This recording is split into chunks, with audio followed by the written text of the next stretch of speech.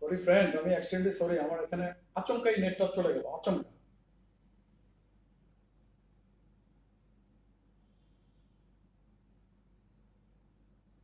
কথাটা স্টার্ট না হইতেই নেটটা চলে গেল, very sad, very sad, extremely sorry দাদা, এটা দুঃখজনক খুব। চরফিশনের কেউ দেখলেই, এটা জানলেই সাথে সাথে খোঁচা মারবে, মানে নেটটা কেমন যেন টাচ করে গিয়ে আবার চলে আসলো। জাহাঙ্গীর হোসেন কুতুব, কুতুব জাহাঙ্গীর, জি ভাইজান আসসালামু আলাইকুম।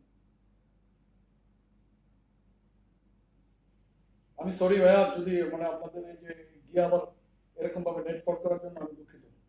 মোকাদ্দেস আলী, আসসালামু আলাইকুম।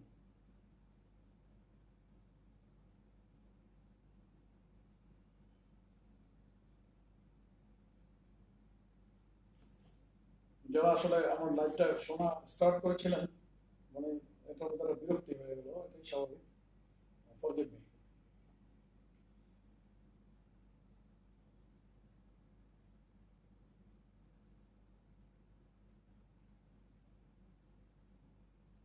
জি এমডি শাহিন ভাইজান আসসালামু আলাইকুম।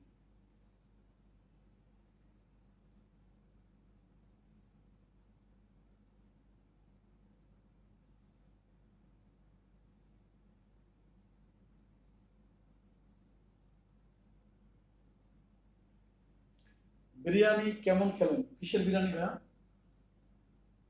এম এইচ ইয়ামিন, হ্যাঁ ভাই, তোমার তো বাদ, ঠিক আছে, আসিফুর রহমান। আমি আগে আমার কথা বলার শুরুতে একটু বলে রাখি, আব্দুল সত্তার, জি ভাইজান, আজকে আমাদের, এটা একটু শব্দ বন্ধ করে দিন।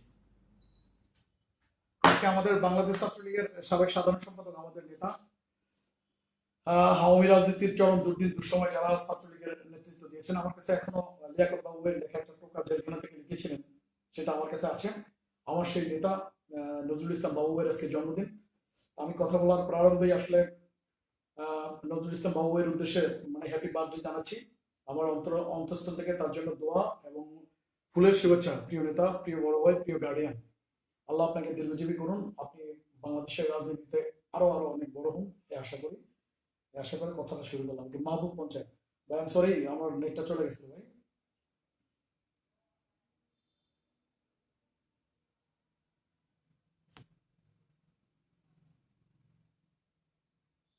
আমি সোহাগের দেখতে পাচ্ছি মনে হয় সম্ভবত আমাদের এবার মামুন।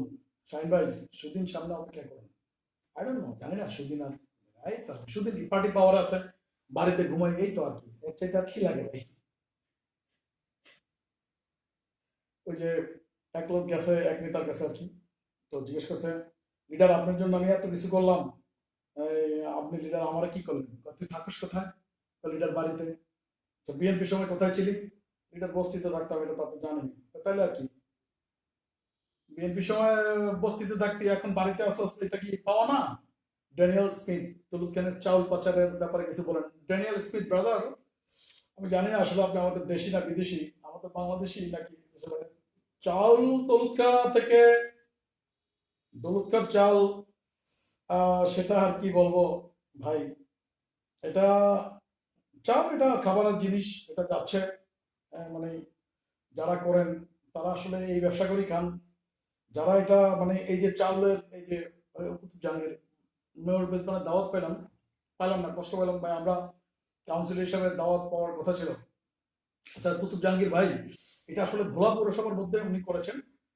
তো আসলে আমি এত ঠিক জানি না, কারণ অনেক বড় একটা অনুষ্ঠান বিধায় হয়তো কোনো মিসম্যানেজমেন্ট কিছু থাকতেই পারে, এটাই স্বাভাবিক।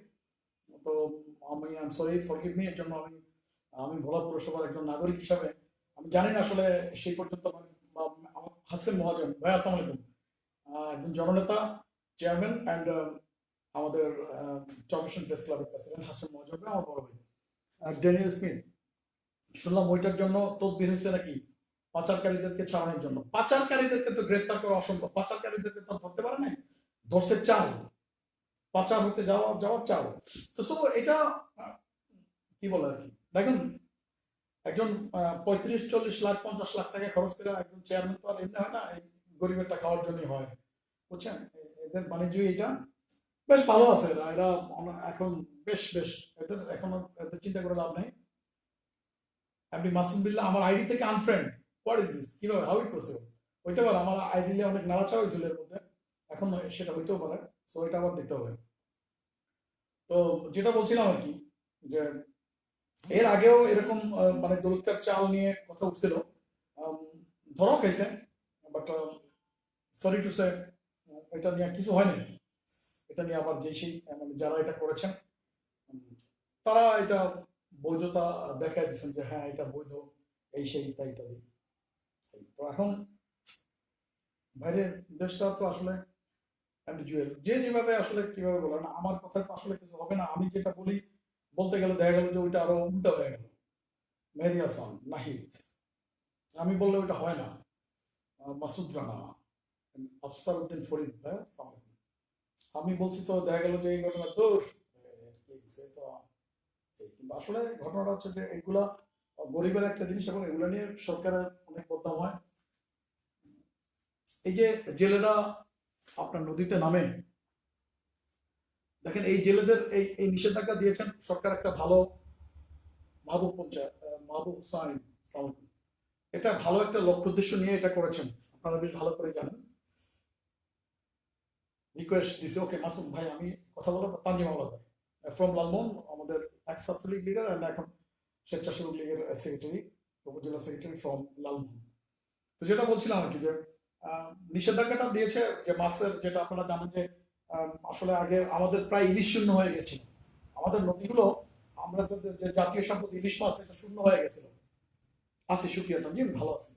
তো এখন এইটা যখন এটা রিসার্চ করে যখন দেখলো যে আসলে ছোট ছোট এই যে ঝাটকা ইলিশ মারার কারণে এটা হচ্ছে, তো যাই হোক এটা অনেক চিন্তা ভাবনা করে সরকার এই নিষেধাজ্ঞাটা জারি করেছে। এবং শুধু তাই নেই, নিষেধাজ্ঞা কারণ জানে যে আমাদের এই সমস্ত উপকূল নির্ভর এখানকার গরিব জেলেরা, বরকত হোসেন ভাই আসসালামু আলাইকুম, এখানকার মানুষ মূলত আম, এই নদীর উপরে ডিপেন্ড করে তাদের জীবিকা নির্বাহ করে। তো যাই হোক তারপরেও আপনি একটা জিনিস হচ্ছে যে তারা কিন্তু এটা মেনে নিয়েছিল, তারা মেনে নিয়েছে গরিব মানুষ, জেলেরা, এবং সরকার এটা চিন্তা করেই তাদের সাহায্যের জন্য, তাদের সহযোগিতার জন্য, তাদের পরিবারগুলোকে ভরণ পোষণের জন্য এই এই যে এই চালটা, জেলেদের এই চালটা আপনার চালু করেছে, যে এটা হলে অন্তত তাদের অন্তত চালটা যদি হয়, আর বাকি ডালটা যদিও তারা কোনো রকম ভাবে একটু কষ্ট করে, হ্যাঁ কষ্ট তো অবশ্যই করতে হচ্ছে, করলে হলেও তাদের জীবনটা তাদের চলে যায়।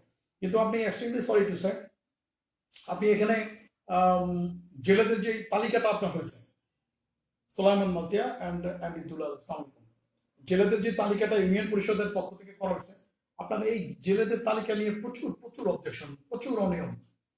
আপনার যারা জেলে না সত্যিকার অর্থে, তাদের নাম অনেক আছে, এবং আমাদের এরকম আছে যে আমাদের অনেক দলীয় নেতাকর্মীদের নাম, আপনার সাগর হোসেন, সাগর ভাই থ্যাংক ইউ ভেরি মাচ, আপনার মিষ্টি পেয়েছি। মাহবুব রবিন,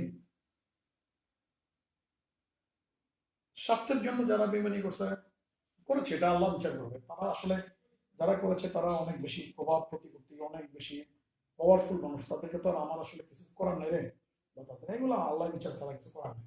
তো যেটা বলছিলাম আর কি, তো সেই গরিব মানুষের জাহিদ ইসলাম, সোহেল অ্যান্ড লোকমান শিকদার, সেই জেলেদের চালটা নিয়ে এত আছি, সুপ্রিয়া সাগর ভাই, আপনি নাহিদ হোসেন বিপ্লব, আছি ভাইয়া ভালো আছে। তো সেই ইয়াটা নিয়ে চালটা নিয়ে ঠিকমতো মানে তালিকাটা হইলো না, মানুষ ঠিক মতো পাচ্ছে না, যারাও তালিকাভুক্ত আছেন মাঝারান, তারাও ঠিক মতো পাচ্ছে না। তো এই যদি হয় অবস্থা, এই যদি, এবং শুধু তাই না, আপনি শুনলে আশ্চর্য হয়ে যাবেন, জাহাঙ্গীর কুতুব ওই চরফেশনে আপনার ভক্ত বেশি, কারণ কি? চরফেশনে আমার ভক্ত ঠিক না, আসলে চরফেশনে তো আমার দলটা অনেক বড়, তো চরফেশন এরিয়াটা বড়, আওয়ামী লীগ ওই জায়গায় স্ট্রং, আর আমি যেহেতু আওয়ামী লীগের নিবেদিত প্রাণ একজন কর্মী, সেই হিসাবে সংখ্যা দিক দিয়ে চরফেশনে আমাকে আওয়ামী লীগ বেশি, বিধায় আমাকে বেশি ভালোবাসে, এই আর কিছু না। আর এমনিতেই কিছু মানুষের সাথে যারা অন্তর থেকে ভালোবাসে, তোমরা যারা আছো, যাদের সাথে অনেক অনেক ছোট থেকে একদম একটা অন্তরের রিলেশন, এটা তো অস্বীকার করার কিছু নেই জাহাঙ্গীর। এটা মরেই তো গেছিল, তাই না? মরেই গেছিলাম আমরা, আল্লাহ পাক আমাদেরকে বাঁচা বলে কি আছে কে জানে। তো যাই হোক, আল্লাহ ভরসা। শেখ নাজমুল, ইসলাম আলাইকুম, যে যেখানে আছি, যে আমাদের কথা তো আমরা শুনতেছি ইলিয়াস ফরাজি। তো এই যে একটা অনিয়ম, এই যে একটা মানে ব্যাপার, যে জেলেদের চালটা, অবশ্য এর মধ্যে যেগুলো, গোলাম মোর্শেদ কিরণ, ইসলাম আলাইকুম, আমাদের সম্মানিত সাধারণ সম্পাদক ভোলা আইনজীবী সমিতি, এবং আমাদের বড় ভাই, একসময় তুখোর ছাত্রলীগ নেতা, আজকে আওয়ামী লীগের দৌলতখান উপজেলা আওয়ামী লীগের সাংগঠনিক সম্পাদক এবং আমাদের এখানকার অতিরিক্ত পিপি বড় ভাই ম্যান ফ্রম দৌলতখান। লোকমান শিকদার, কেমন আছেন বড় ভাই? শুক্রিয়া, আলহামদুলিল্লাহ। তো যে কথাটা না বললেই না, সেটা হচ্ছে যে এই যে একটা অনিয়ম, এই যে একটা বিষয়, যে যে চালগুলো ধরা গেছে এগুলো অবশ্য আবাসনের চাল। 30 লক্ষ শহীদের রক্ত বিনিময়ে অর্জিত প্রতিটি ছাত্রকে ওই ডাকসু নির্বাচন, নাইট আফটার টুমোরো ডাকসু নির্বাচন, সেটাও আসবে, খোলা আলোচনা আসবে, অত কথা বলবো। হুমায়ুন কবির, সালাম আলাইকুম। তো যেটা বলছিলাম আর কি, যে আমার সবসময় একটা জিনিস হচ্ছে যে সাইফুদ্দিন সুমন ফ্রম তজিমুদ্দিন, ছাত্রলীগের নেতা ফ্রম তজিমুদ্দিন, বড় নেতা, ঢাকার অনেক পরিচিত মুখ। তারপরেও মফস্বলের বাইরে তো তার বলতে পারে না, মাঝে মাঝে চলে আসে। তো মাঝে মাঝে না, প্রায়শই চলে আসে। সুমনদের কথা বলে আর কি বলবো, সুমন অনেক ভালো, ও আমাকে অনেক মনে রাখে নিঃসন্দেহে। তো এই যে আসলে মানুষের চাওয়ার তো শেষ নেই। এই যে 100 দিনের একটা কর্মসূচি ইউনিয়ন পরিষদে চলে, ইটস টোটালি অ্যাবসলিউটলি বোগাস। আপনি কি বলবো আসলে, এখন তো দলের লোকজন আছেন, দলীয় লোকজনই আসলে চেয়ারম্যান। ওই যে কত তো এক জায়গাতেই যে আপনি একটা ইউনিয়ন পরিষদের চেয়ারম্যান হন, উনি 30-35 লাখ টাকা খরচ করেন। সো এটা তো তাকে তুলতে হবে, ওইটা তোলার জন্য উনি যা করার উনি সেটাই করেন। 100 দিনের কর্মসূচিটা মাওলানা আব্দুর রহিম ফ্রম চারপেশন, আপনি 100 দিনের কর্মসূচিটা একটা টোটালি বোগাস এবং একটা ফলস একটা কর্মসূচি, যেটা এমপি মহসিন, ওয়ালাইকুম সালাম ভাই, খুব ভালো লাগলো। আপনি গরিবের বন্ধু কিনা জানি না, মানে যেটা ট্রু আর কি, এটা আমার দেখা। আমাদেরকে এবার না হয় না যাওয়া লাগলো, কিন্তু একটা সময় আবারও তো সময় আসবে, মানুষের কাছে যেতে হবে ভোটের জন্য। রাকিবুল ইসলাম শান্ত। তো এই 100 দিনের কর্মসূচিটাতে আপনার এই কয়েকজন মহিলা টহিলা নিয়ে টুকটাক করে নিয়ে আপনার ভালো রাস্তাগুলোকে মাটি টাটি করে কি সব করে না করে আপনার এক একটা ইউনিয়নে আপনি মনে করেন যে ছোট ইউনিয়নেতে 50 লাখ, 60 লাখ, 70 লাখ, 80 লাখ, 1 কোটি টাকা পর্যন্ত বরাদ্দ। আপনি চিন্তাই করতে পারবেন না এই 1 কোটি টাকা, এটা চলে যায় যেখানে যেখানে যাওয়া, সেখানে সেখানে চলে যায়, সেখান থেকে এটা চলে। মানে এইটা যে কেন এই 1 কোটি টাকা, এর চিন্তা বরং আমার সরকারের কাছে আমার একটা আবেদন এবং আমার নেতৃবৃন্দের কাছে আমার একটা আবেদন, এর চেয়ে না যে অমুক ইউনিয়নের অমুক চেয়ারম্যান আমার দলের চলে আসো একটা ফান্ড থেকে, আপনি একটা জায়গাতে তোমার কত দরকার ধরো, তোমার এই 1 কোটি টাকা একসাথে দিয়ে দিলাম, এটা দিয়ে দেবই ভালো। কিন্তু এই যে কর্মসূচির নামে এটা হচ্ছে যে কাজের বিনিময়ে মানে টাকা, মানে গরিব মানুষ ওই সময়টা কাজ থাকে না মানুষের।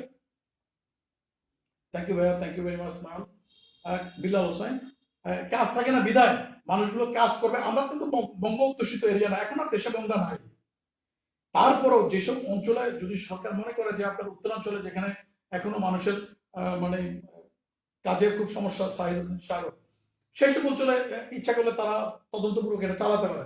বাট আমাদের অঞ্চলে মানুষের জীবনমান এখন আর 100 দিনের কর্মসূচির উপর ডিপেন্ড না।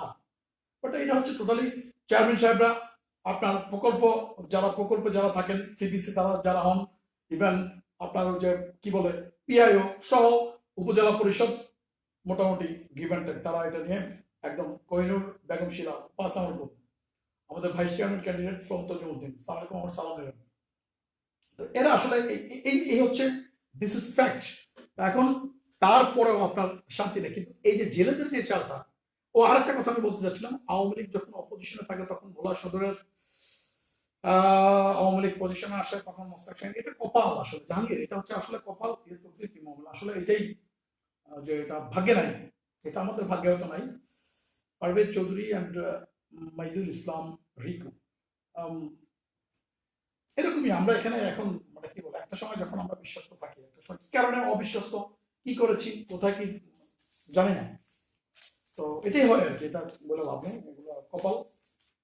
একটা সময় মানুষ এরকম হইলে মানুষ মানে ফ্রাস্ট্রেট হয়ে মানুষ দল ছেড়ে দিত, আওয়ামী লীগ ছেড়ে দিত। তুমি যদি একটু তাকাও যে আমি খুব দূরেরটা বলতে পারবো না, একটা সময় আমাদের এইসব অঞ্চলে আর কি ভোলায় বা দৌলতখা বোলানো, এইসব অঞ্চলগুলোতে খুব বনদ্বীপ ফ্যামিলি গুলো যেগুলো ছিল, খুব নামটা বলা ফ্যামিলি, তারা কিন্তু আওয়ামী লীগ করতো খুব মনে প্রাণে, এবং ম্যাক্সিমাম ফ্যামিলির লোকজন কিন্তু এখন কিন্তু আমাদের থেকে অনেকটা দূরে। কেউ কেউ আছে না তো, যে একটা গলার কই মাছের প্রাণ আর কি যাইতেছে না, প্রাণ যায় না, কি করবো, আছে কোন রকম।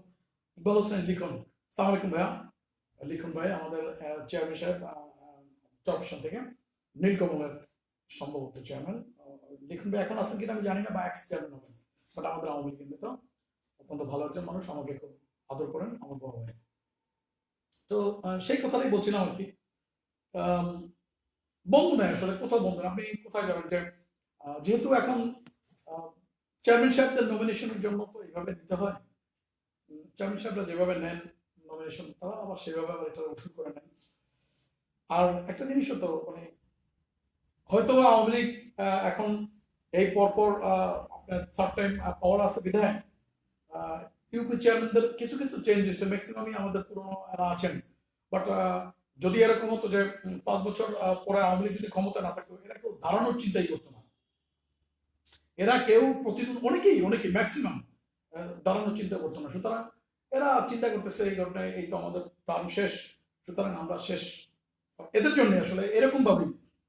আপনি আওয়ামী লীগের তৃণমূলের খুব কম নেতা কর্মীরা যারা বিএনপি জামায়াত জোট সরকারের আমলে, সরি ভাইয়া এখন কেউ ফোনটা না দিলে ভালো হবে ভাই, ফোনটা দিবেন না প্লিজ। তো যারা আসলে খুব বিপরীত হয়েছে,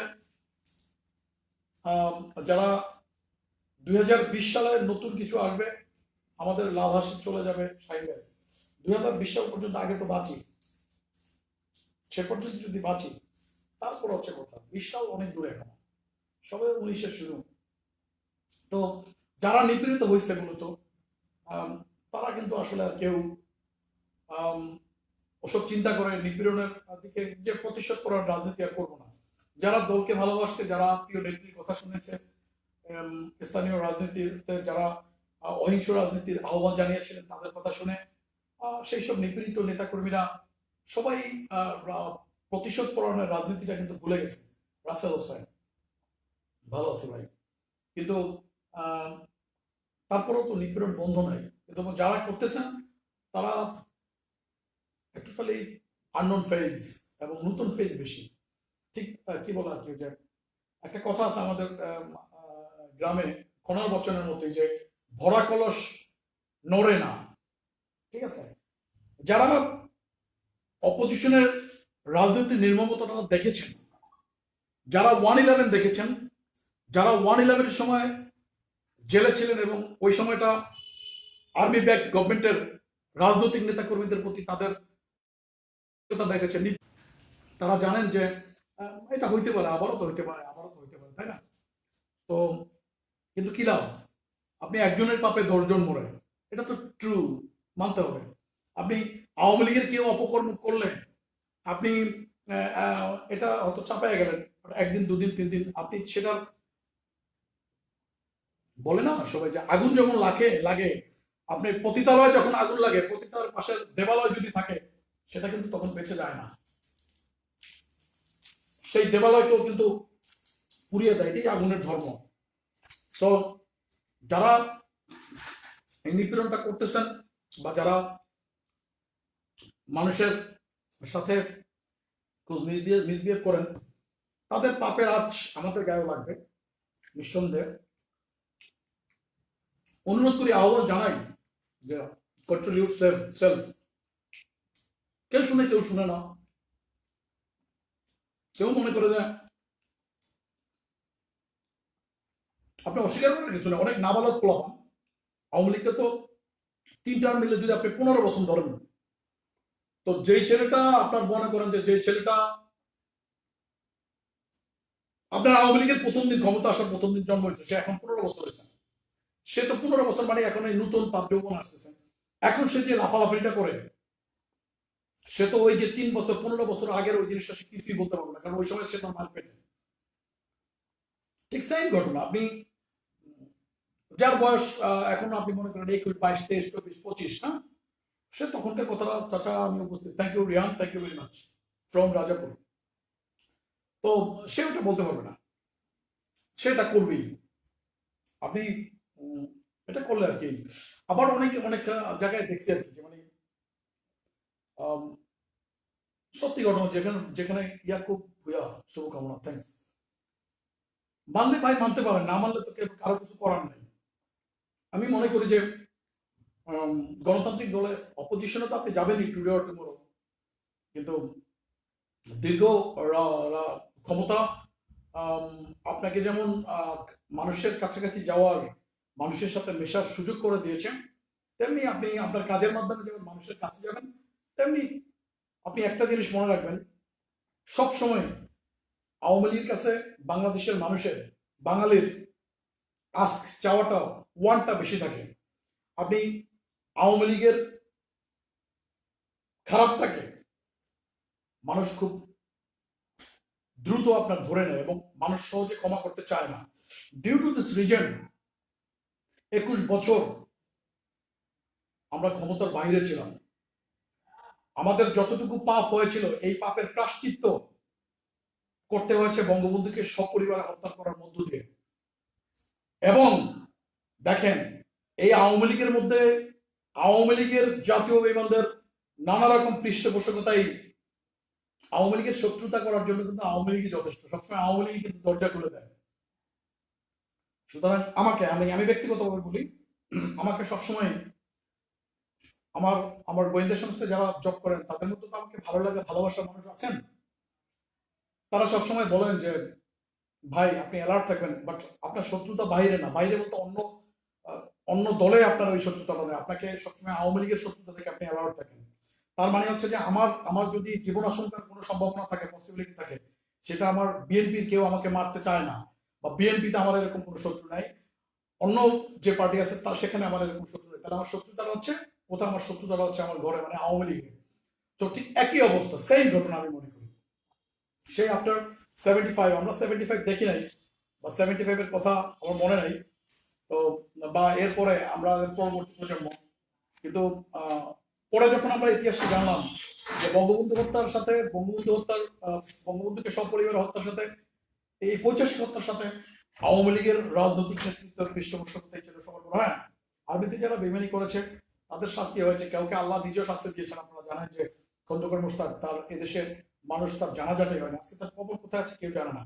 কিন্তু তারপরেও এখনো আপনার বঙ্গবন্ধু হত্যার সাথে প্রত্যক্ষ এবং পরোক্ষভাবে যেভাবে যারা জড়িত আছেন, তারা কেউ কেউ এখন আওয়ামী লীগে আছেন, পৃষ্ঠপোষকতা পাচ্ছেন। তো যাই হোক, এনিওয়ে, বঙ্গবন্ধু পূর্ণতা এখনো জীবিত আছেন, তিনি আমাদের থেকে অনেক ভালো জানেন, অনেক ভালো বোঝেন।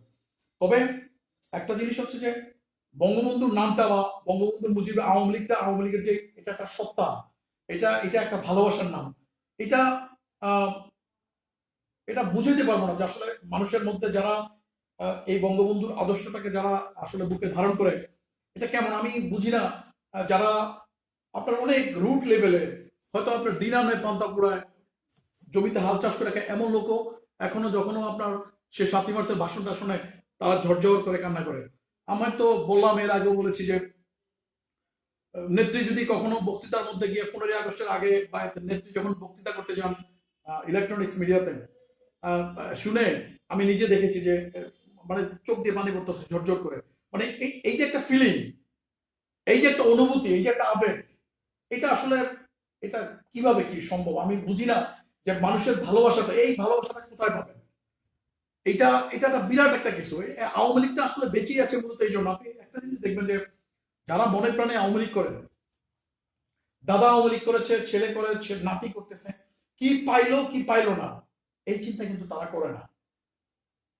কিন্তু একটা প্রজন্ম আওয়ামী লীগের নেতৃত্ব যারাই যখন দাঁড়ান, একটা সময় তো আওয়ামী লীগে তো একটা জিনিস হচ্ছে যে আওয়ামী লীগে এই জিনিসটা, এখন আমাদের মাননীয় নেত্রী এই জিনিসটা চেঞ্জ করতেছেন। আগে তো আওয়ামী লীগের যারা ফিগার, মানে এখনো আছে সেই ধারা, সেই ট্র্যাডিশন, যে কেয়ামত হয়ে যাবে, আওয়ামী লীগ শেষ হয়ে যাবো, মাগারে এরা যতদিন বাঁচবো আওয়ামী লীগ এদের পকেটেই থাকবে, এরা যেভাবে বলবে সেইভাবে, এরা এদের যা কিছু এদের থাকুক বা না থাকুক। তো এই নেতৃত্ব যারা এইভাবে, আপনি মনে করেন যে এটা এখন লিমিটেড কোম্পানির মতো, কেউ কেউ হয়তো ওই আওয়ামী লীগের এই ক্ষমতাটাকে বা আওয়ামী লীগের রাজনীতিটাকে লিমিটেড কোম্পানির মতো করে নিয়েছেন, প্রাইভেট লিমিটেড কোম্পানি। আপনি মনে করেন যে যখনই আপনি আওয়ামী লীগ করেন, বাট যেহেতু এটা প্রাইভেট লিমিটেড কোম্পানি, সো মনে হয়েছে যে আপনি গণতান্ত্রিক কথাবার্তা বলছেন বা বলছেন, মনে হয়েছে, সো আপনাকে এখান থেকে আপনি ট্রাক আউট। সেখানে এখন আমরা যদি সেন্ট্রাল পলিটিক্স করতাম বা সেন্ট্রাল অ্যাক্টিভিটিস হয়তো নেত্রী জানতেন বা নেত্রী একদিন দুদিন তিন দিন, কারণ আমাদের ইব্রাহিমকেও নেত্রী, যে ইব্রাহিম মারা গেছে তাকেও নেত্রী নাকি অনেক ভালো চিনতেন, বাট আমাদের তো তার অতভাবে চিনে না, কারণ আমরা কখনোই সেন্ট্রালে গিয়ে সুযোগ ছিল, চলে আসছি, নারায়ণগঞ্জে লেখাপড়া করেছি, রাজনীতি করেছি, সুযোগ ছিল, বাট ভালোবাসা চলে আসছে। সেই ভালোবাসাই যে একসময় কি বলে, ভালোবাসার উল্টা পিঠেই তো আপনার থাকে ঘৃণা, ভালোবাসার উল্টা পিঠেই কিন্তু থাকে আপনার অ্যাভয়েড, এটা সবাই জানে। ঠিক সেই জিনিসটাই আমরা পাইছি। তো ঠিক এইভাবেই আওয়ামী লীগ নিঃশেষ হয়ে যাচ্ছে বা নিঃশেষ করে দেওয়া হচ্ছে। এটা সব জায়গায় আমি বলবো না, সবখানের সিচুয়েশন আর আমার এখানকার সিচুয়েশন তার এক বলা যাবে না। নিশ্চয়ই আওয়ামী লীগ বিভিন্ন জায়গায়, অন্যান্য জায়গায় অনেক বেশি অর্গানাইজড, অনেক বেশি সংগঠিত। এখানকার আমরা দেখা যায় আর কি, এখানে দেখা যায়, বাট আমাদের আওয়ার ইন্টারনাল কি বলে আর কি, ইন্টারনাল নোংরা পলিটিক্স অনেক চাঙ্গা এখানকার। আপনি দেখেন তো, এটা আপনি একটু বলেন, আপনি আপনারা যারা বলেন আওয়ামী রাজনীতির সাথে যারা, যাদের যোগাযোগ আছে, তারা দেখলেই বুঝতে পারবেন। আর এখানকার অর্গানাইজেশন গোছানোর জন্য, হ্যাঁ, চেষ্টা বলেন আর যেটা বলেন, যেভাবে করেন প্রোফাইলে যতটুকু করেন, এছাড়া অন্য কারো এখানে নাক গলানোর সুযোগও নাই, আর অন্য কোথাও আসেও না। তো সেটা আছে এখন, তো আর অর্গানাইজেশনের লোকজন চলে আসে, এমনিতেই চলে আসে লোকজন আনার জন্য, বা লোকজনের সংগঠন বসে, যেটা আপনি তো আপনি আসতে বাধ্য, আপনি চলে আসবেন, আমি ডাকবো, আপনি চলে আসতে বাধ্য। সুতরাং যেহেতু আপনি আমার কাছে বিভিন্ন জায়গায় আপনি আটকাতের মধ্যে আছেন, কেউ আছে অর্থনৈতিক বেনিফিশিয়ারি, তাকে অর্থনৈতিকভাবে সে, আমি না গেলে আমার এটা আটকে যেতে পারে, এটা আটকে যেতে পারে। কেউ আছেন অন্যভাবে আছেন, সবাই আছেন আর কি। বাট আপনি যদি এটা বলেন যে শুধু রাজনৈতিকভাবে ফেস করা, যেটাকে বলে সাংগঠনিক ভিত্তি বা সংগঠনের নেতাকর্মীরা রাজনৈতিকভাবে অপোজিশনকে রাজনৈতিক ফেস করবে, এটা আমার মনে হয় না সেটা ওরকম। যাই হোক, এই হচ্ছে, এইভাবেই চলতেছে আর কি। তো আমরা আছি আর কি, না থাকার মতো হায়াত আছে, সেই হিসাবে তো বেঁচে আছি। যে কোনো ভাবে আমরা রাজনৈতিক ভাবে টোটালি মৃত, উই আর টোটালি ডেড। এরা অনেক আছে, অনেক, আমি তো তারপরে বলি বলার জন্য, আমারও তো এরকম ইয়ে টিয়া নাই তেমন একটা, জীবন মৃত্যু টিত্যু নিয়ে যে ওগুলো নিয়ে ভাবাভাবি নাই, তো ওগুলো নিয়ে একটু কম টেনশন দিতে আমি বলেছি। এরকম অনেক লোক আছে যারা মনের কষ্টে মরে গেছে, যারা মৃত্যুর অপেক্ষা করতেছে, বাট বলতে পারতেছে না। কেউ কেউ আছেন এইভাবে মানুষ আছেন, আমার কথা শুনেন শুনেন, তারা বলেন আমাকে যে তোমার কথা শুনি, স্পিকিং পাওয়ার নাই। এই হচ্ছে আমরা আমাদের এখানকার পলিটিক্স, আমরা রাজনীতি করতেছি। যাই হোক, তারপরও আপনার চলে যাচ্ছে, চলে যাচ্ছে, জীবন তো আর থেমে নেই, থামবেও না। আর এখানে বলারও কিছু নেই, এখানে আসলে আহমেদ মুসা ভাই, এখানে কে বলবে, বলবেটা কে, কে বলে, কে কার সম্মান খোয়াবে ভাই? মান সম্মান নিয়ে থাকাটাই তো আপনার এখানে বিরাট কিছু। রাজনীতি, যে আমি মাঝে মাঝে বলেছি, যে জীবনেও কোনোদিন লেখাপড়া করে নাই, যার মধ্যে কোনো লেখাপড়া নাই, তার কাছে ভোলা কলেজের যে প্রিন্সিপাল, তার কি দাম আছে? সে বুঝে ঘাড়ে বন্দুক আছে, বুকে ফুল আছে, হ্যাঁ, সে সে হচ্ছে তার স্যার, সে বুঝে এইটা, কারণ উনি গ্রেপ্তার করতে পারে, উনি ছাড়তে পারে, উনি ধরতে পারে। প্রিন্সিপাল স্যার তার কাছে কি দাম আছে? সে তো তার চোখে কিছু না। তো আমাদের অবস্থা যে, রাজনীতি যখনই আপনি অরাজনৈতিক নেতৃত্বে চলে যাবে, রাজনীতি যখনই আপনি কি বলে অরাজনৈতিক নেতৃত্ব, বা আপনার যেটাকে বলে একটু খামখেয়ালি টাইপের মানুষ, যাদেরকে আমরা একনায়ক বলি, এরকম মন মানসিকতার নেতৃত্ব, যে নো মার্সি। রাজনীতিটা হচ্ছে যে আপনি 10 ছেলে এক জায়গায় এসে আমরা রাজনীতি করি, আমরা রাজনীতি করতে এসে দলের কাছে বন্ড সই দিই না, আমরা কিন্তু 1000 টাকা 500 টাকার স্টেপে সিগনেচার করে আসি না, বাট একটা মায়া, একটা মমতা, একটা আদর্শের বন্ধন, যেটা পরিবারের চাইতে। ওই যে গ্রামে একটা কথা আছে আমাদের এখানে, যে বাপে ছেলে ভাত খায়, যার যার স্লোগানটা শেষে দেয়, এরকম ঘটনা। যে দলের মায়া এমন একটা জিনিস, আদর্শিক বন্ধন এমন একটা জিনিস, যে বাবা বিএনপি করে, ছেলে আওয়ামী লীগ করে। সো আপনি আমাদের যদি মাহরুল হক লিটু ভাইয়ের কথা বলি, ডাকসুর সাবেক ভারপ্রাপ্ত ভিপি ছিলেন, যিনি একসময় ছাত্রলীগের কেন্দ্রীয় নেতা, যদিও তার যে ফোকাসটা রাজনৈতিকভাবে এখানে ফোকাস করতে পারে না, যে একই প্রবলেম, যে কারণে আমরা মানে কি বলে ডাল চাল হয়ে যায় ওই একই কারণে আর কি। তো কোশ্চেনটা হচ্ছে যে লিটু ভাইয়ের বাবা জেলা বিএনপির প্রেসিডেন্ট ছিলেন দীর্ঘ সময়। লিটু ভাইরা যদি একটু চুপচাপ থাকতো, লিটু ভাই যদি দল না করতো, তাহলে লিটু ভাই এখন লয়ার, মাঝে মাঝে দক্ষ ভারাক্রান্ত মন নিয়ে বিনা পয়সায় আমাদের জন্য মামলা, যখন কেউ দাঁড়াতে চায় না, ভয়ে কেউ দাঁড়ায় না, তখন গিয়ে দাঁড়ায় সবার পিছনে, অনেকেই দাঁড়ায় বিএনপি করা। আমাকে তো আসলে আমার মুভমেন্টটা তো করছি মূলত আমিরুল ইসলাম বাসিফ ভাই, আমার জন্য যারা দাঁড়াইতো, আমার দলের লোকজন আমার জন্য দাঁড়াইতো না আমার জন্য, কারণ তাদের উপরে সেই প্রেশার ছিল যে না দাঁড়ানো যাবে না। তার মানে উকিল না দাঁড়ালে আমার বেল হবে না। আপনি মৃত্যুদণ্ডপ্রাপ্ত আসামি, যাকে কোর্ট যাকে মৃত্যুদণ্ড দিয়েছে, এবং যারা যুদ্ধাপরাধের দায়ে যাদের মৃত্যুদণ্ড হয়েছে তাদেরকেও কিন্তু তার পরিবারের সাথে দেখা করার সুযোগ দিয়েছে, তারা লয়ার পেয়েছে, এবং শেষ পর্যন্ত আইনি লড়াই তাদের চালানোর সে সুযোগ ছিল বছরের পর বছর। হ্যাঁ, তারা জেলে ছিল, বাট আপনি চিন্তা করতে পারেন যে আমি আমি আমি আমার দল ক্ষমতায়, আমি এই দলের কর্মী, আমাকে শাসনের জন্য যদি দেওয়া হয়ে থাকে, আমি যদি কিন্তু অন্যায় করে থাকি, সেটাও যদি ধরেন, তাহলে আমার জন্য লয়ার দাঁড়াইতে পারবে না, দলীয় লয়াররা কেউ দাঁড়াইতো না, কেউ আসতো না, নিষেধ ছিল। Shariful Islam, Fahim Ahmed, this is fact. আমি কি যুদ্ধাপরাধী? তাহলে এটাকে আপনি কিভাবে বলবেন? এটাকে আপনি কোন চোখে দেখবেন? ঠিক সেই সময়টা আপনি রাজনীতির জন্য একাধিকবার এত যে জেলে গিয়েছি, আমি তো বললাম যে গত আমার গত বছর যে জেলটা আমার জন্য ছিল, এটা ছিল আমার জন্য সবচাইতে বেশি কষ্টের, মানহানিকর, এবং খুব খারাপ সময়গুলো। মানে আপনি 16ই ডিসেম্বর থেকে আপনার এই মার্চ মাসটা আমার বাবার মৃত্যুবার্ষিকী, হ্যাঁ, আমি ওই সময়টা আমি পুরাই জেলায়। এভেন আপনি চিন্তা করতে পারবেন, আমি তো একদিন বলেও ছিলাম যে আমি ওইখানে এত প্রচন্ড শীত, আমি ওপেন হার্ট সার্জারি করা, আমি আমার পা ফুলে গিয়েছিল, আমার বাম পা ফুলে গিয়েছিল। হ্যাঁ, একটু পানি চলে আসতে হয়তো যে কোনো কারণে, আমি কারণ জেলখানার যে ভাতটা দুপুরে দিত সেই ভাতটা আসলে পানি দিয়ে খেতে হতো, কারণ ভাতটা নষ্ট হয়ে যায়, 12টার মধ্যে ভাত দিত। তো আমার মনে হলো যে আমি যদি এই যেতাম সালে, আমি এই ভাতটার বদলে যদি আমি রাতেও রুটি খাই, তাহলে তো আমি ফিজিক্যালি আরেকটা ফিট থাকবো, আরো ফিট থাকবো। আর যেহেতু আমাকে হসপিটালে, একটা হসপিটাল আছে কারা হসপিটাল, আমাকে যেহেতু ফ্লোরিং করতে বাধ্য করা হয়েছে, আমি যাতে কোনোভাবেই, আমি যাতে হসপিটালে, অথচ আমি ওপেন হার্ট সার্জারি করা পেশেন্ট ছিলাম, আমি যাতে কোনোভাবেই হসপিটালে সিট না পাই, সেই জন্য প্রতিনিয়ত সেখানে লুক আফটার করা হয়েছে। সেজন্য আমাকে বলা হসপিটালে, কারাগারের হসপিটালে আমাকে সিট দেওয়া হয় নাই। বিধায় আমি বুঝতে পেরেছি, আমি তাদের সাথে কোনো রেগিং করি নাই। যখন আমি বুঝতে পেরেছি, আমি হাসি মুখে মেনে নিয়েছি যে হচ্ছে খারাপ সিচুয়েশনও তো আমরা মানছি, মেনে নিছি, নো প্রবলেম, আপনারা ঘাবড়েন না, চিন্তা করেন না। তো যাই হোক, তো একদিন আমি এক সুবেদার সাহেব আছেন ওখানে, তাকে আমি বলেছিলাম যে সুবেদার সাহেব, আমার ফিজিক্যাল প্রবলেমের কারণে আমার তো পা ফুলে গেছে, আমার এটা নিয়ম আছে যে আমি যদি রাতে খাবার না খেয়ে দেন, আমার জন্য সকালবেলা যে রুটিটা দেয়, ওই রুটিটা তারা আমাকে দুইটা রুটি, 2 বার রুটি দেবে। তো ওনারা বলার পরে উনি বলে যে ভাই ঠিক আছে। আচ্ছা, তারপর দিন গেল, আমাকে এটা দিচ্ছে না কেন? পরে আমি ওনাকে যখন জিজ্ঞেস করলাম, উনি আমাকে শুধু নিচের দিকে তাকে মনটা খারাপ করে, যে আপনি আমার, উনি অনেক বয়স্ক ছিলেন, যে আপনি আসলে আমার ছেলের চাইতে অনেক ছোট, আপনি আমার নাতির বয়সী, শাহিন ভাই আসলে কি বলবো, আহ, আমাকে ক্ষমা করে দিন। তারপর আমি বুঝতে পেরেছি। তাহলে আপনি চিন্তা করেন যে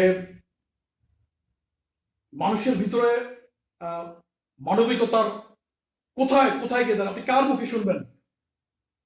আমাকে যদি, আমি আমি ডিটেনশনে ছিলাম, আমাকে যদি আবারও ডিটেনশনে দিত, আমি একটানা 3.5 মাস পায়ে বেরিয়ে পড়েছিলাম।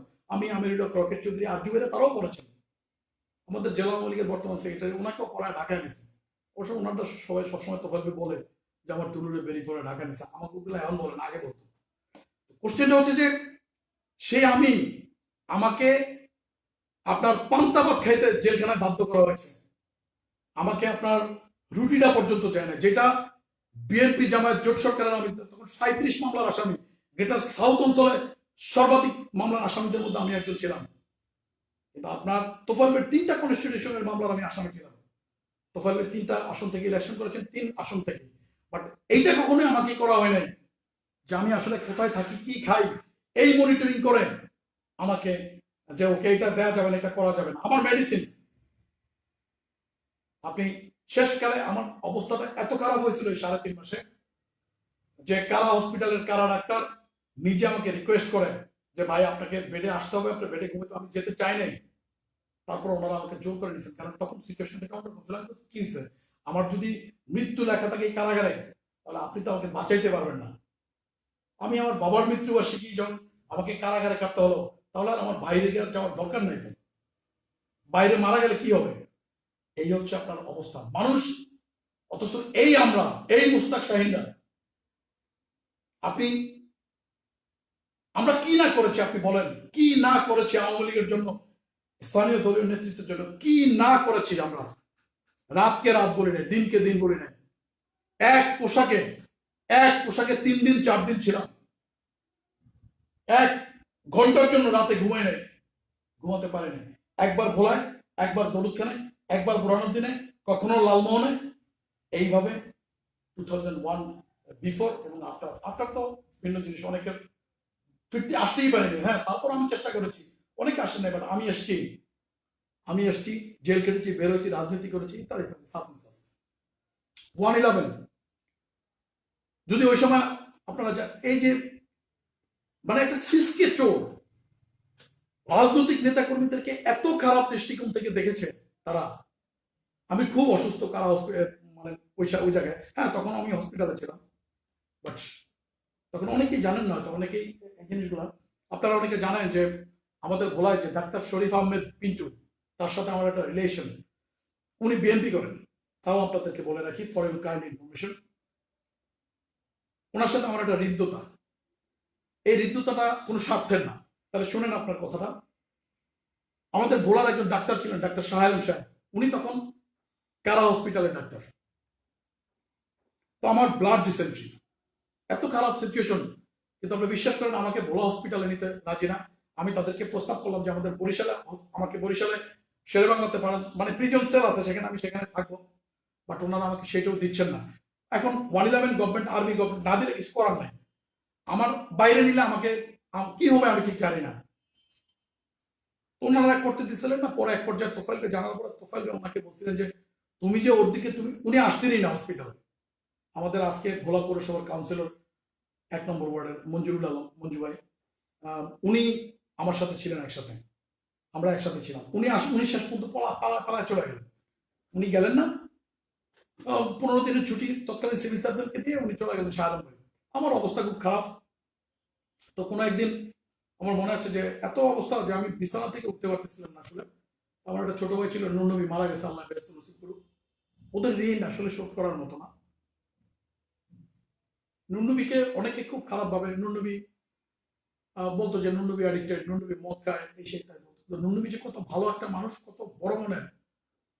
আপনার যখন জেলে ছিল, নুননবীকে মানে আমার যাতে নুননবী আমার সেবা শুশ্রূষা করতে, এই জন্য নুননবীকে আমার হসপিটালের আমার রুম থেকে অন্য জায়গায় ট্রান্সফার করে দিয়েছে। তারপরে নুননবী সকালে এসে আমার এই পায়ের নখ পর্যন্ত কেটে দিত। তো নুননবী একবার, আমি তো ওকে বের করেছিলাম মানে করে, কিন্তু তারপরে ওরে প্রচন্ড মারছিল তৎকালীন আপনার সেনাবাহিনী বা নেভির লোকজন। আবার ঢুকছে, ওরা এক একটা ইঞ্জেকশন করানো হচ্ছে 1700 টাকা দিয়ে। আমি ভিতরে ওরে করেছি, সবাই করেছে, কিন্তু এইভাবে করেছে। তো একদিন মানে আমি একবার রাগ করে বললাম যে জজ সাহেব গেলেন, আমি ওনাকে তৎকালীন জজ সাহেবকে বললাম যে স্যার আমি তো খুব অসুস্থ। উনি আমার দিকে তাকান না, উনি বলে যে আল্লাহ আল্লাহ করো বাবা, আল্লাহ আল্লাহ করো। এই হচ্ছে আপনার সিচুয়েশন। তো যাই হোক, আজকে নুননবী নাই। তো যখন কারাগারে, তো আয়সা বলতেছি কি ভাইয়া একজন ডাক্তার আসছেন, মানে আমি কি তাকে একটু আপনার জন্য নিয়ে আসবো? তখন আমি খুব রাগ হয়ে গেলাম। কিসের ডাক্তার আনতে যাওয়ার দরকার নেই। আসলে সেই দিনই এই শরীফ ভাই প্রথম বলে আসছেন, তার 3-4 দিন আগে। তো ওনাকে এখান থেকে হচ্ছে শাহ আলম সাহেব যাচ্ছেন না, বিধায় ওনাকে এখান থেকে আপনার কারাগারে পাঠাইছেন ডাক্তার হিসাবে।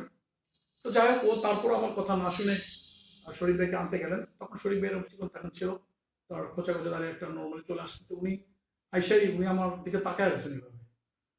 আমার পাশে একটা বই আইসাই বলে যে আমার নামটা নামটা বললো। বলার পরে উনি না, তারপরে কাগজ দিয়ে, কারণ কারাগারের ডাক্তার যদি যা লেখে এটা কিন্তু সাথে সাথে করতে হয়। উনি তখনই আমাকে বলে যে মানে কারাগারকে নির্দেশ দিতেছিলেন যে শারীরিক অবস্থা খুব খারাপ, তাকে বালিশ দিতে হবে, হ্যাঁ, এবং তাকে মানে খাটে শোয়ানোর ব্যবস্থা করতে হবে। তখন আমরা কারা হসপিটাল নাম থাকলো, আমরা ওইখানে অল্প কজন বন্দি থাকতাম, সুবিধা এইটুকুই, বাট আমরা ফ্লোরিং করতাম যে ওনাকে বেডে শোয়াইতে হবে। তার শারীরিক অবস্থা খুব খারাপ ছিল।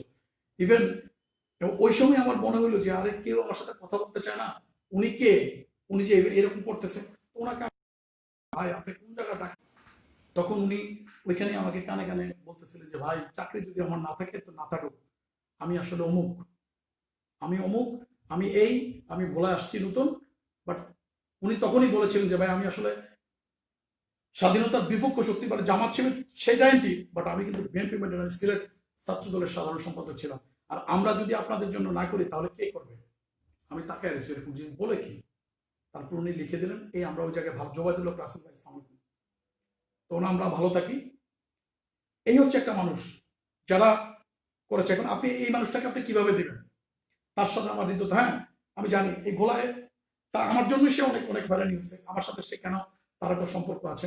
আপনি বাংলাদেশের যেখানে যেই প্রান্তে পাঠান তাকে, আপনি যেখানে দেন, হ্যাঁ উনি তার এখন ভোলায় নাই, কিন্তু যেই প্রান্তে পাঠান আমার আমার সাথে তার যেহেতু স্বার্থের সম্পর্ক না, সেহেতু সে আমার সাথে তার হৃদয়তা থাকবে। কিন্তু এই হচ্ছে আমি তার সাথে আমার সম্পর্কের কথাটা বললাম, যে উপকারের উপকার স্বীকার না করে সে কিন্তু অকৃতজ্ঞ। 111-এর মতো জায়গা, যখন যখন মাননীয় জেলা জজ সাহেব আমার মুখের দিকে তাকায় না, আমার মনে আছে আমি ভোলা জেলখানায় বসে পঙ্কজ দার সাথে যোগাযোগ করেছিলাম, আমি বের হয়েও পঙ্কজ দার সাথে আমি সুযোগ সেভাবে আমি করে নিয়েছি। আমি বাংলাদেশ ছাত্রলীগের সাবেক সাধারণ সম্পাদক রুটন ভাইয়ের সাথে, হ্যাঁ দুর্দিনে শেখ হাসিনা আপনার কর্মী, সেটাই যেদিন নেত্রী যখন যেদিন অ্যারেস্ট হয় সেদিনও আমরা জেলে, সেদিনও আমি জেলে। তো দীর্ঘ সময় পরে যাই হোক, সে অনেক ইতিহাস অনেক কথা। তো মানুষ ভুলে যায়, কিন্তু আচমকা মানে কি অপরাধ, এখানে কি অপরাধে মানে আমরা অপরাধী হলাম সেটা ঠিক জানলাম না। যদি কেউ যদি বলে যে না আওয়ামী লীগের এই ক্ষমতার আমলে আপনি অমুক জায়গা থেকে এটা লুট করতে গিয়েছেন, আপনার বিরুদ্ধে যে আপনি আসলে চাঁদাবাজি টেন্ডারবাজি এটা এইসব করতে গিয়েছেন, আপনি দলের ভাবমূর্তি ক্ষুণ্ণ করতেছেন, ডিউ টু দিস রিজন আপনাকে বাধ্য হয়েছে আপনাকে দলের কার্যক্রম থেকে দূরে রাখতে হবে, এটা যদি কেউ বলে, সেটা আমার পজিশন অপোজিশন গোয়েন্দা সংস্থা যদি বলে দেন, আমার বিরুদ্ধে যদি শাস্তি হতো আমার কোনো দুঃখ ছিল না।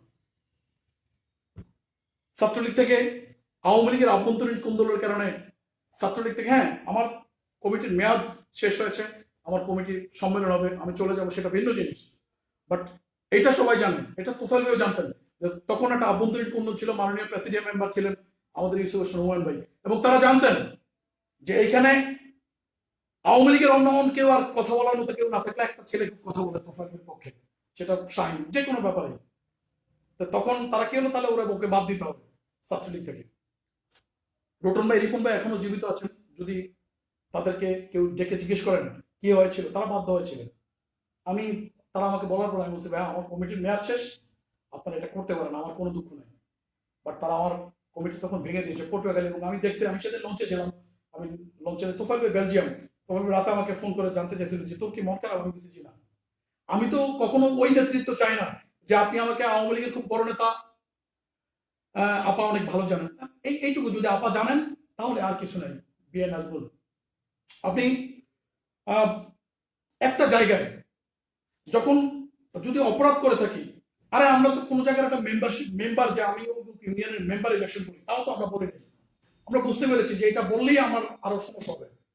ছাত্রলীগের কমিটি ভেঙে দিলে চলে গেলাম, দীর্ঘদিন আমরা রাজনীতির বাইরে, যা রাজনীতি মানে থাকি, সবকিছুর মধ্যে থাকি, তারপরে আসলো আচমকা করে, এরপরে তো আপনার প্রথম 8 বছর চলে গেল, আমাদেরকে কোনো কিছুর মধ্যে আমরা নাই। তারপরে যখন আপনার 5 জানুয়ারি নির্বাচনের আগে, যখন খুব ক্রুশিয়াল সময়, খুব খারাপ একটা সিচুয়েশন, জনতা ডাকছেন, 1 সেকেন্ডও লেট করিনি, ডাকছেন ছুটে গেছি। স্বেচ্ছাসেবক লীগের কমিটিতে আর জুয়েলকে প্রেসিডেন্ট আমাকে সেক্রেটারি করে করছেন, 1.5 বছর 15 বছরের মাথায় ঠিক কি হইলো আমি জানি না, কেন কি কারণে আপনার ডাকলেন, বললেন যে তোদেরকে আর ভালো জায়গায় আমরা ইয়ে করবো, আর শোন এটা ছেড়ে দেন, এটা আমি একবারের জন্য আমি বলছি জি জি আচ্ছা আপনি যেভাবে বলবেন, তাহলে কালকে আমার বাসায় চলে আসিস, হ্যাঁ যে বাসায় চলে আসিস আমার কমিটির জন্য। আমি বাসায় গিয়ে দেখি যে বিশাল অ্যারেঞ্জ স্বেচ্ছাসেবক লীগের কমিটি, তোফাইলের এখানকার যে ভাতিজা আর কি, আরেকজন ভাতিজা তোফাইলের চাস্তবের ছেলে, তাকে কনভেনার করতে হবে, এবং যাকে এটা আগেই ঠিক করা, আমি সেটা বুঝতে পারলাম। তো পিছনে যে একটা ব্যানার, আমি কি আসলে দর্শকদের মধ্যে বসে আছি, হঠাৎ করে তোফাইল ভাই বললেন যে এই শাহিন কোথায়, এই ব্যাপারে কি ব্যবস্থা, সবাই আসলে আমাদেরকে না, এমনিতেই তো আমরা নতুন আসছি আওয়ামী লীগে 5 জানুয়ারি ঠিক আগ দিয়ে, তাই না, 5 জানুয়ারির আগ দিয়ে আমরা আসছি, দলের জন্য কাজ করতেছি, এবং কি করেছি সেটা উপরে আল্লাহ সাক্ষী আর যারা আছেন এখনো লালমোহনের ওসি সাহেব যিনি আছেন যে আমরা রাজপথে করবি, এটাই আর কি। আপনি বলতে পারেন যে রাজপথ আমরা ওয়ান ক্যান্ড দলের বদলা, নেতাদের বদলা, হ্যাঁ বদলা দিয়ে যাবো। লালমোহনের যিনি ওসি সাহেব উনি তখন ভোলায় ওসি হিসাবে ছিলেন। এসপি মনিরুজ্জামান সাহেব এখন ঠাকুরের এসপি আছেন। যদি মুসলমান তো তারা, যদি কেউ জিজ্ঞেস করে কখনো তারা বুঝতে পারবে। এই ভোলায় 5 জানুয়ারির আগে আপনার একটা জায়গায়, এখানে তো আর ভোট হয় না, ভোট হচ্ছে আপনার বুরহানুদ্দিন দৌলত। বুরহানুদ্দিন দৌলত কেন আপনার বিজেপি ব্যালট বাক্স নিয়ে যেতে পারতেছে না। আপনার রাতে আমাকে ফোন করা হতেছিল, লালমোহন ওসি সাহেবকে জিজ্ঞেস করলে পাবেন। এসপি মনিরুজ্জামান সাহেব ফোন করতেছিলেন যে ভাই আপনি একটু আসেন রাতে। আরো যারা ছিল তাদেরকে নিয়ে, আমার ছোট ভাইদেরকে নিয়ে সারা রাতে সজাগ থাকতাম তখন, নিয়ে বের হয়ে এই পোস্ট অফিসের সামনে, ভোলা থানার সামনে আপনার বিজিবি পুলিশের গাড়ি এগুলা ব্যাক আপ করে, কারণ পৌর এলাকা থেকে বের হতে পারতেছিল না। সমস্ত শহর বিএনপির কন্ট্রোলে।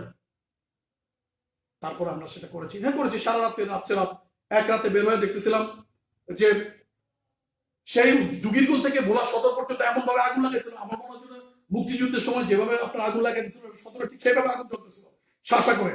সবাইকে ফোন দিতেছিলাম, দৌড়াচ্ছে ছুটে, রাজু ভাই নকিব ভাই ছুটে আসছেন, কালীবের ছোট ভাই জিন্না ছুটে আসছেন, আমাদের ছোট ভাইরা ছুটে। আমরা সদরের পানিগুলো নিবেছি, পানি দিয়ে আগুনগুলো নিবেছি। কারণ মানুষের মধ্যে একটা হাহাকার, মানে মানুষ যার সদরের আশেপাশে যাদের ব্যবসা প্রতিষ্ঠান এরা ভয় পেয়ে গেছে যে কি বাবা 10 হাত দূরে আগুন দাউ করে চলতেছে, মানে টায়ার আগুন লাগাইতেছে। That was situation. সেটা পার হয়ে গেল। তোফায়েল ভাই শিল্পমন্ত্রী হয়েছেন। তোফায়েল ভাই যেদিন মন্ত্রী হন কেউ জানেন না, আমি মিডিয়াকে নিয়ে বলেছিলাম যে ভাই আপনাদের কাছে অনুরোধ করি আপনারা কেউ এটা বলবেন না। আমরা 3টা ভাই মায়ের পেটের, আমি, আমার মেজো ভাই এবং আমার ছোট ভাই, আমরা 3টা ভাই অনেকে সারেন্ডার করছি। ঠিক আমাদের মায়ের পেটে 3টা ভাইকে আপনার কারাগারে পাঠিয়ে দিল দল ক্ষমতায়। তোফায়েল ভাই শিল্পমন্ত্রী হিসাবে আপনার শপথ নিচ্ছেন। হ্যাঁ, পরে তোফায়েল ভাই যেভাবে হোক তারপর দিন আমরা আবার বের হয়ে গেছি, জামিনের ব্যবস্থা করেছি। কিন্তু মিডিয়াতে বলিনি যে আজকে তোফায়েল ভাই শপথ নেবেন। আজকে যদি এই কথাগুলো এইভাবে আসে যে আমরা এরকম জেলে, তাহলে এগুলো কেমন দেখা যায়।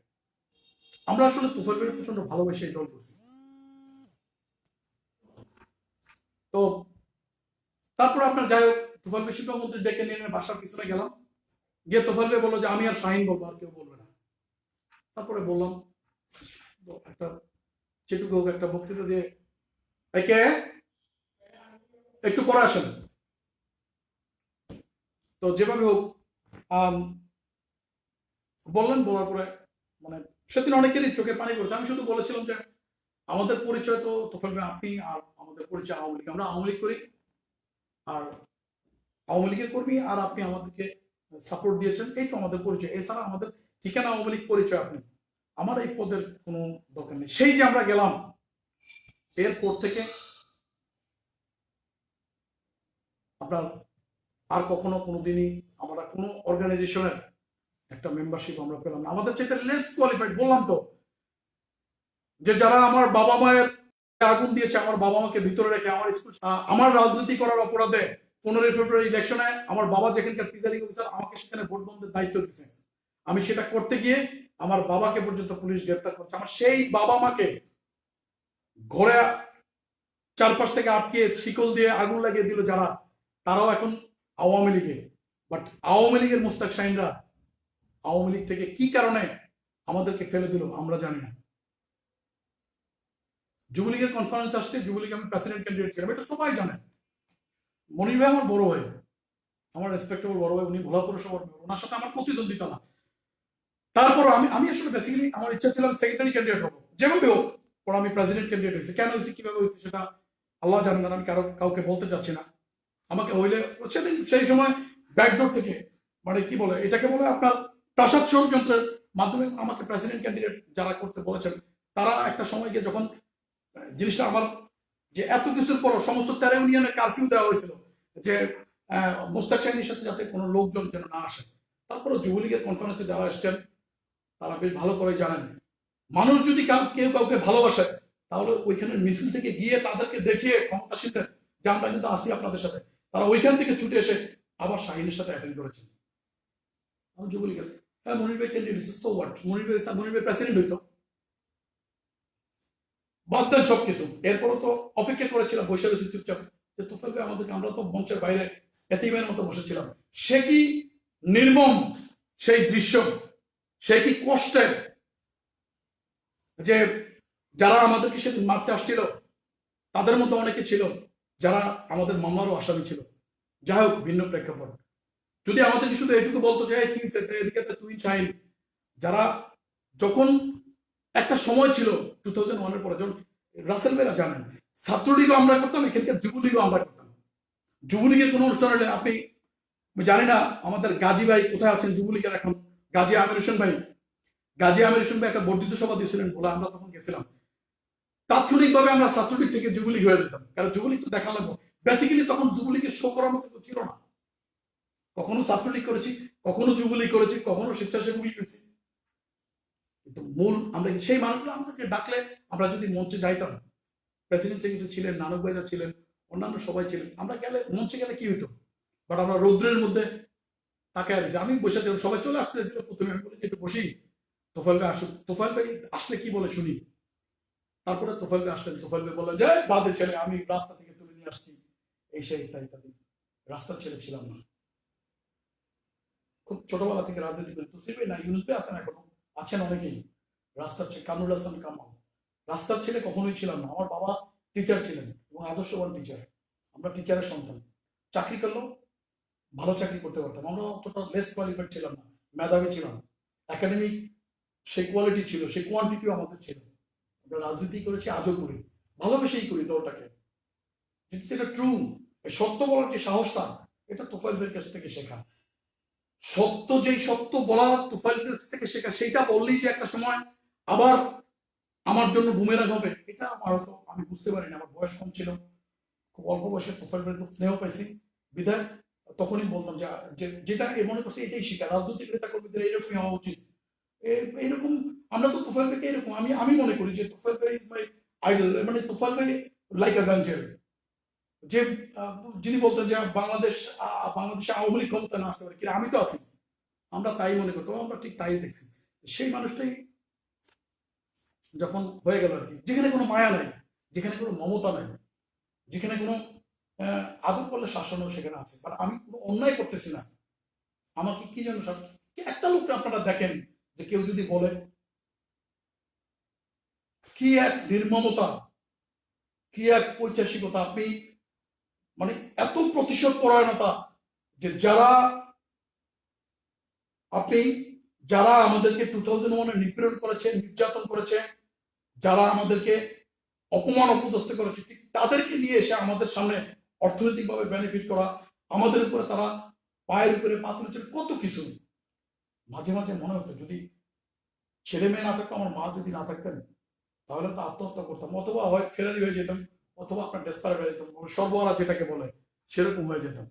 কিন্তু যেহেতু মা আছেন, মার জন্য পারি না। আর আত্মহত্যা করলে তো এটার প্রভাবটা ছেলে মেয়েদেরকে উপরে পড়বে, বলবে যে তোর বাবা তো কাপুরুষ ছিল, আত্মহত্যা করছে, তাহলে মরে যাওয়ারই উচিত। আমাদের মতো মানুষ আসলে বাইচা থেকে কি লাভ, যাদের কোনো কাজে লাগে না।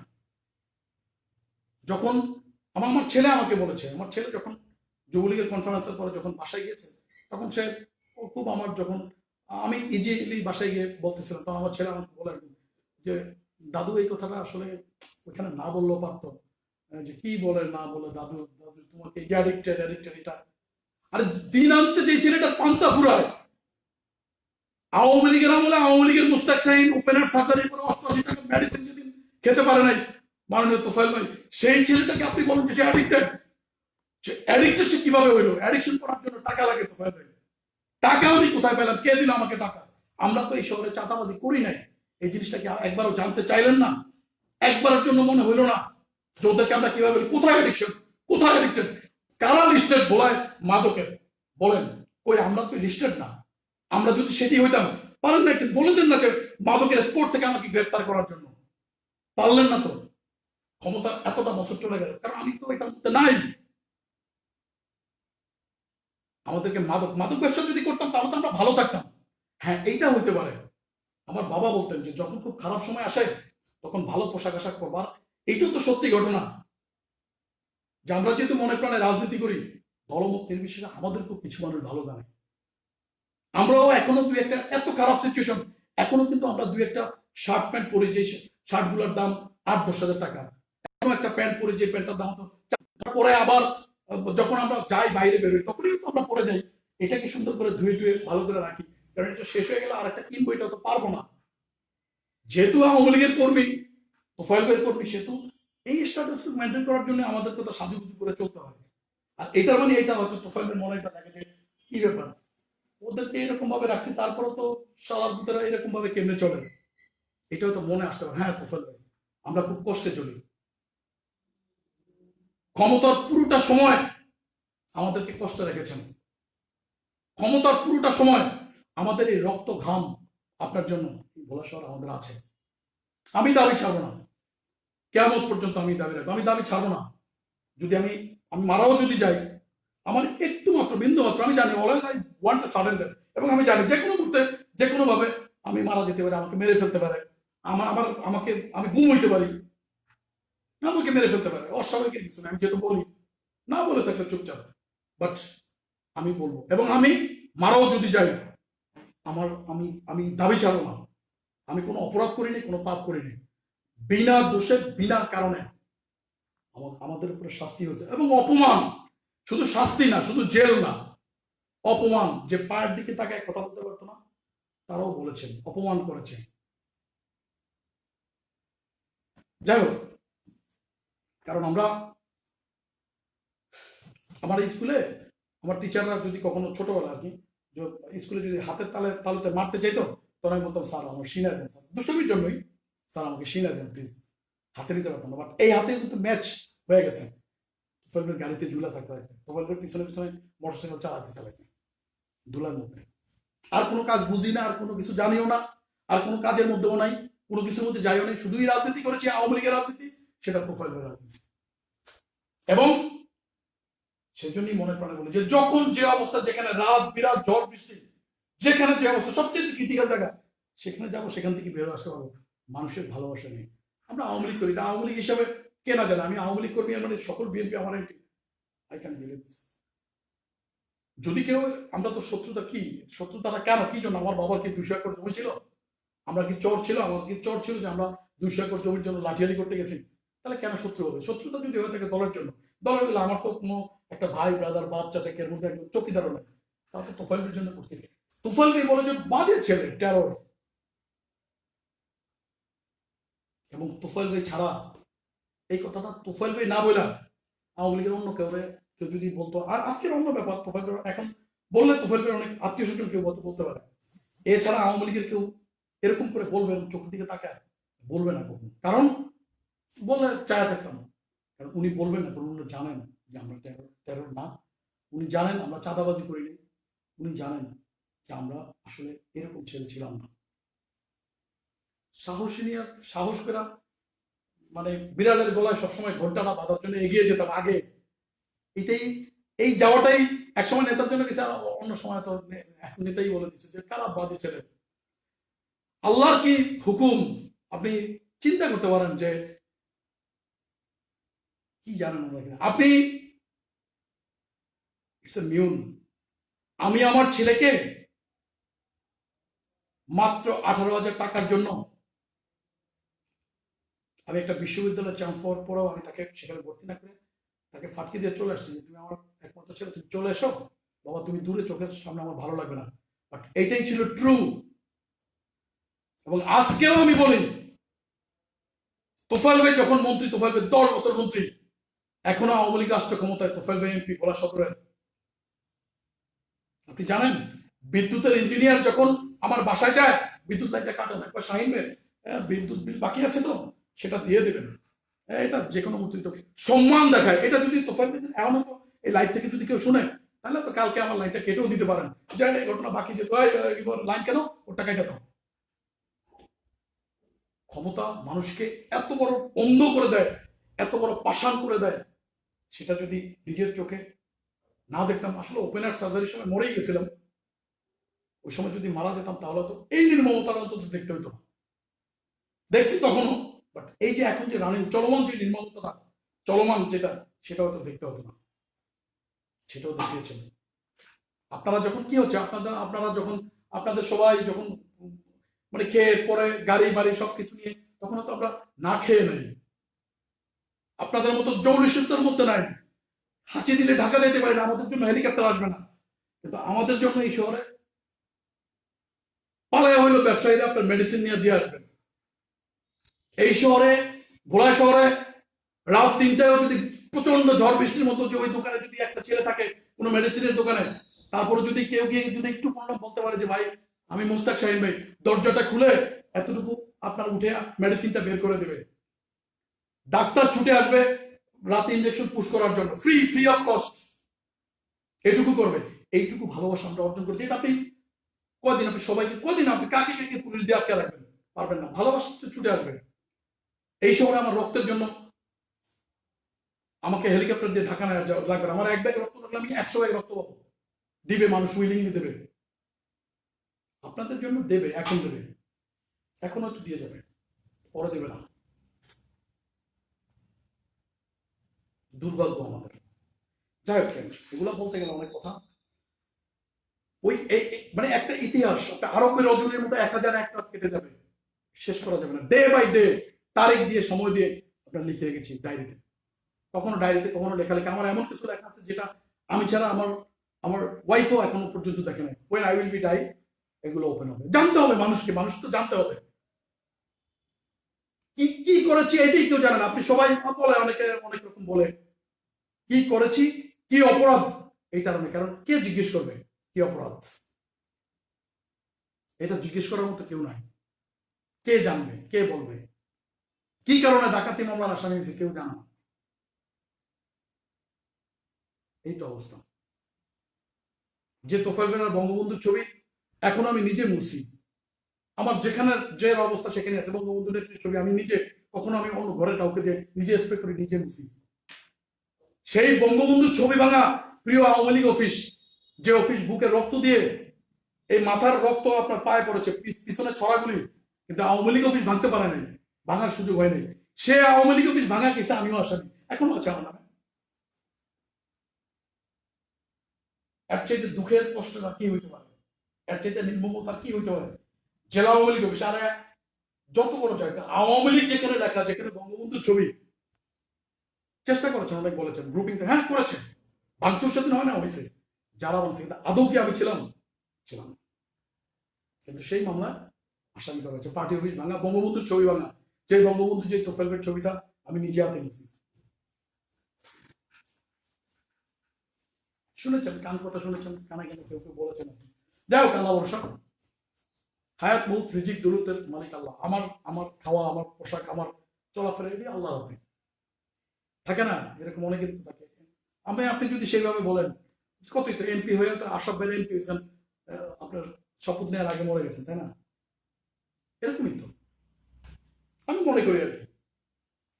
যদি মন প্রাণ দিয়ে দল করে থাকি, এই শহরে যদি আমার রক্ত ঘাম শ্রম থেকে থাকে, আপনি কতজনকে, এই শহরে কেউ বলবে না। বুঝলাম যেখানে যেখানে আপনাদের পাওয়ারের, যেখানে আপনাদের চাউল পাত গম হালুয়া রুটি নিয়ন্ত্রণ আছে, সেখানে কেউ বলবে না। এর বাইরে হইলো কেউ আমাদের জন্য বলবে। কারণ আমরা সারা ভোলার আওয়ামী লীগের নেতা কর্মীদের সাথে যোগাযোগ রেখে আমরা দল করেছি, মন থেকেই ভালোবেসেছি। রাজনীতি যারা করেন তাদেরকে রেসপেক্ট করি।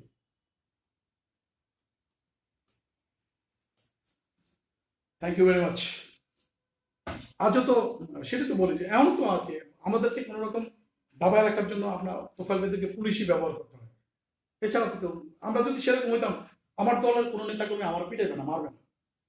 আমি কারোরটা বলতো অনেকেই, এই যে কেউ কখনো বলতে পারবো যে টোটাল এই এতটা ক্ষমতা, যে কারো টেন্ডার কোনোদিন, যে শাহিন ভাই গিয়ে আমাদের অন্য উপজেলারও যে অনেকে আমাদেরকে বদনাম করার জন্য এক এক সময় একটা বলেছে, বাট এটা ভুল, আমরা করিনি, এটা আমি করিনি।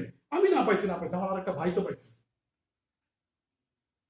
এখন আর পায় না, এখন আর সে সুযোগ নাই। আপনি গত 5 বছর তোফায়েল ভাই মন্ত্রী ছিলেন, জেলার দায়িত্বপ্রাপ্ত মন্ত্রী, বিদায় অনেকের অন্যায় অপরাধের লুটপাটের একটা লেগাম ছিল, একটা ভয় ছিল মনে, যেহেতু তোফায়েল ভাই মন্ত্রী বদনামের। বাট এই বদনামটা এখন নাই। এখন তোফায়েল ভাই মন্ত্রী না, অনেকেরই ধারণা যে তোফায়েল ভাই যেহেতু মন্ত্রী না, এগুলো নিয়ে আমরা কোনো আলাপ আলোচনা নেই। সুতরাং আমরা আগে গেছি গলা পর্যন্ত, এখন আমরা মাথার উপরে খাবো, আমাদের কান দিয়ে পড়বে, আমরা কান পর্যন্ত খাবো, কান দিয়ে আমাদের পড়বে। তারপর আমরা খাবো, কারণ যেহেতু মন্ত্রীরা এমন তার কিছু নেই, তো বলবে মন্ত্রীরা আর কি আমাদের খাও চলিতেছে। কোথাও আপনি কোথাও গত 10 বছর বলেন আর এখন ক্ষমতায় বলেন, কোথাও বলার কোথাও কোনো সরকারি ডিপার্টমেন্টে আপনার ওপেন টেন্ডার হয়েছে এরকম কথা যদি কেউ বলতে পারে, কোথায় যাচ্ছে, কারা করে এই কাজগুলো আপনি দেখেন। আপনারা যদি শুনেন লজ্জায় আওয়ামী লীগ নেতাকর্মীদের মাথা হেড হয়ে যাবে। চিনি না যাদেরকে, ভোলার আওয়ামী লীগের নেতাকর্মীরা যাদের চিনে না, গত 5 বছরে তারা কোটি কোটি টাকার মালিক হয়েছে। আমরা যদি কারো লাইসেন্স ইউজ করেছি, বলছে যে এর এর এর বাবার বাবার দাদার দাদা মুখে বিএনপি করছে না, তাহলে এর লাইসেন্স ডট ইউজ হবে, এটা তুমি ইউজ করতে পারবো না। ওকে ভাই, পারলাম না, এই লাইসেন্সের জন্য আমরা কাজ দিতে পারি, বাট ওই লাইসেন্স এখন আমাদের নেতারা ইউজ করতেছেন। এখনো কিন্তু তার কারণ চারিত্রিক সনদ তো নিজেরটা নিজে লেখে নেন, চরিত্র ছেলের উত্তম। আমাদের চরিত্র যেহেতু খারাপ, আমরা খারাপ, আমাদেরটা কে দিবে রে ভাই? না কোনো ইউপির চেয়ারম্যান লিখবে, না কোনো নেতা লিখবে, না কেউ আমাদের লেখার কিছু না, আমরা খারাপই। আপনাদেরটার জন্য সেটা বৈধ হয়ে গেল। সরকারি চালে কত টাকার চাল, এটা তো ধরা গেছে দিকে, এটা দেখেন। আপনি যদি ডেভেলপমেন্ট ওয়ার্কের কথা বলেন, এমন লাইসেন্সে এত কোটি কোটি টাকার কাজ ওয়েস্ট করা আছে, আগামী 5 বছরে এই কাজ শেষ করা বলা সম্ভব হবে না। আগামী 5 বছরে কিন্তু কাজের পাহাড়। একজন মানুষের কত টাকা প্রয়োজন, কত টাকা চাই, কত প্রয়োজন, হাউ মাচ দরকার। আওয়ামী লীগ চলতে এখন বেতন দিয়ে যেহেতু নেতাকর্মী চালাতে হয়, তাহলে অনেক টাকার প্রয়োজন আছে। বাট আমরা বেতনের বাইরের কর্মী, আমরা বেতনে চলি না, আমরা দলকে ভালোবেসেই করি, প্রিয় থেকে। আমি বারবার আবারও বলি, নেতা জীবিত থাকতে তো আর কেউ নেতা হতে পারে না। নেতার when my leader is মানে no more than another thinking, but he's still now, he's alive. নেতার জীবদ্দশা আমার নেতা কি। আর এখানে এমন একটা সিচুয়েশন, কি বলবো আর কি, আমাদের আছেন, অনেকে আছেন, মানে কি বলবো, সদ্য নেতাদের অনেকে আছেন, মজুমেরা আছেন, জেলা আওয়ামী লীগের প্রেসিডেন্ট আসেন, আসলে চলে, মানে এক জায়গায় মজুমেরা থাকেন না এলাকায় ঠিক মতো। তারপর আপনি মনে করেন যে হিরণবিরা আছেন, আছে যোগাযোগ আছে, ভালো হতেন আমাদের খোঁজ খবর নেই, কিন্তু স্থানীয় যে কেউ রাজনীতি করবে সেটা কেউ আসে না করার জন্য, কেউ করতে চাচ্ছেন না, কেউ লেগে করবেন না। আমরা যারা আছি আমরা তো শেষ। কত কত শত ছাত্রলীগের সাবেক প্রেসিডেন্ট সেক্রেটারিরা কেউ চিরনিদ্রায় সাহিত্য, কেউ আছে যায় না পড়ার কাইসারের ভিড়ে, অথচ আমাদের গায়ে গায়ে লেখা থেকে জীবন ধন্য তারাও অনেকে। এটাই সত্য ঘটনা। আপনি 2 পদের মানুষকে মানুষ মনে রাখে। আপনি যদি খুব অপকার করেন তাহলে আপনাকে মনে রাখবেন, আর হচ্ছে যদি আপনি কি বলেন যেটাকে বলে তেল হরপ্রসাদ শাস্ত্রী, তাহলে মানুষকে আমরা মনে হয় অপকার তো করতে পারবো না কোনোদিনই, আর আমাদের তো এটা হবেও না। তবে হায়াত যতদিন আছে, যদি বেঁচে থাকি, ইনশাল্লাহ আপনাদের সাথে আছি, ভোলা মানুষের সাথে আছে, আওয়ামী লীগের নেতা কর্মীদের সাথে আছে, বলবো না যেন ফরগেট। তবে জেনে রাখবেন আপনারা, এই কথাগুলো জানার আপনাদের প্রয়োজন আছে। প্রজন্ম যারা ছাত্রলীগ যুবলীগ করেন, যদি মনে আদর্শ নিয়ে রাজনীতি করতে পারেন, আমরা তো আসলে আমাকে উপরে এক হিসাবে যেটা চালানো হচ্ছে, এটা দরকার আছে, আমাদের আটকে লওয়ার দরকার আছে। কারণ আমরা বেসিক্যালি আওয়ামী লীগ করিনি, আমরা করেছিলাম তোফায়েল লীগ। যেটা করেছি, যে পাপটা, যে প্রায়শ্চিত্তটা করতেছি, এটা খুব দরকার, খুব প্রয়োজন ছিল। আক্কেল যেটাকে বলে, আমাদেরকে জুতা দিয়ে পিটানো উচিত। আমরা এখানে তোফায়েল লীগ করেছি, নট আওয়ামী লীগ। আওয়ামী লীগ এখন করা দোষী আর কি। এখন যারা করতে হলে আপনি আদর্শ, কারণ যা বলেছেন তা করেছি, তো সেটা রেজাল্ট গিফট আমরা পেয়ে গেছি। ওকে ফাইন ফ্রেন্ড, দেখা হবে। আর আপনারা জানেন যে সালাম এবং শুভেচ্ছা, সবাই দোয়া করবেন। আর আগামীকালকে নাইট আফটার টুমরো ডাকসু নির্বাচন, হ্যাঁ ডাকসু নির্বাচনে ছাত্রলীগ মনোনীত প্যানেলে আপনাদেরকে অনুরোধ থাকবে ভোট দেওয়ার জন্য। ভাববেন না, আমি আবারও বলি যে হ্যাঁ, যেটা বলছিলাম নেটের প্রবলেম বলছিলাম, একজন মোস্তাক শাহীনের মৃত্যুর মধ্য দিয়ে যদি আপনার কি বলে এটাকে, আপনাদের তারপরেও যদি মনোবাঞ্ছনা পূর্ণ হয়ে নেতা কর্মীরা সবাই মিলেমিশে থাকতে পারেন, মানে এরকম এক নয় চিন্তা ভাবনা, এবং একসাথে মানে কি বলো আর কি, মিলেমিশে থাকতে, সেটা তাহলে আমি সেটাই চাই।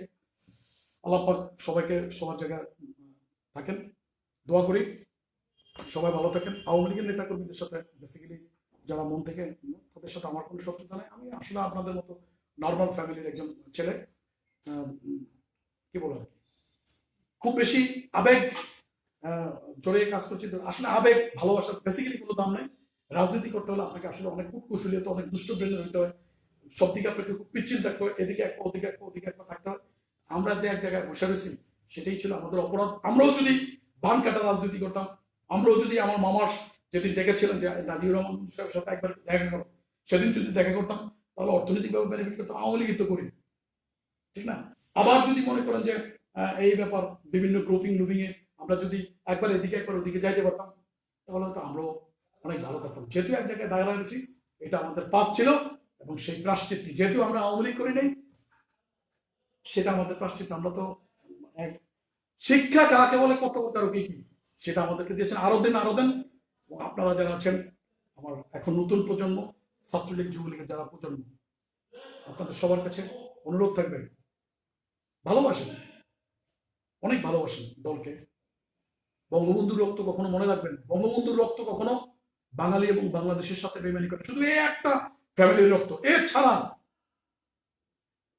আওয়ামী লীগের নেতা কর্মীদের আর কোনো পথ নাই, আর কোনো চিন্তা থাকাই উচিত না। নৌকা যে আসবে আপনি তার পক্ষে যাবেন, শেখ হাসিনা যাকে বলবেন আপনারা তাদের পক্ষে যাবেন, এর বাইরে অন্য কোনো চিন্তাই করবেন না। এই চিন্তা করবেন তো আমাদের মতো ধরতে ধরতে শেষ হয়ে যাবেন, ডাস্ট হয়ে যাবেন, মেরে ফেলা হবেন না খাইয়ে, অপমান অপদস্থ করে।